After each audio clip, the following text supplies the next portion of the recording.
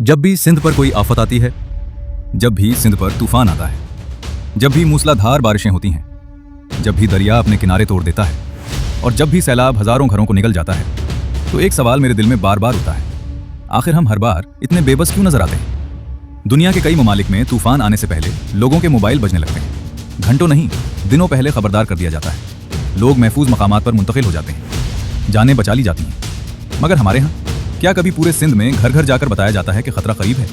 क्या हर शहरी तक बरवक्त इत्तला पहुंचती है? क्या वाकई इतनी तैयारी की जाती है जितनी होनी चाहिए?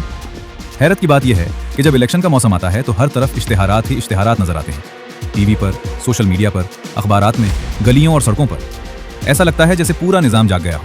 लेकिन जब तूफान आने वाला हो, जब सैलाब दरवाजे पर खड़ा हो, तो अक्सर खामोशी क्यों छा जाती है? और फिर जब बस्तियां डूब जाती हैं, जब बच्चे खुले आसमान तले सोने पर मजबूर हो जाते हैं, जब माएँ अपने घर उजड़ते देखती हैं, जब किसानों की साल भर की मेहनत पानी में बह जाती है, तो हम सब एक ही आवाज़ सुनते हैं, आओ मदद करो, हमारी मदद करो।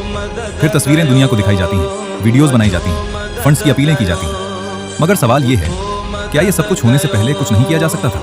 और सिर्फ हुक्मरान ही कसूरवार नहीं, हमें खुद से भी सवाल करना होगा।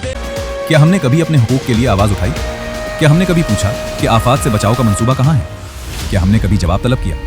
क्योंकि खामोश कौमें हमेशा हादसों का इंतजार करती हैं और बाशऊर कौमें हादसों से पहले तैयारी करती हैं। सिंध को सिर्फ इमदाद नहीं चाहिए, सिंध को मंसूबाबंदी चाहिए। सिंध को सिर्फ हमदर्दी नहीं चाहिए, सिंध को जिम्मेदारी चाहिए।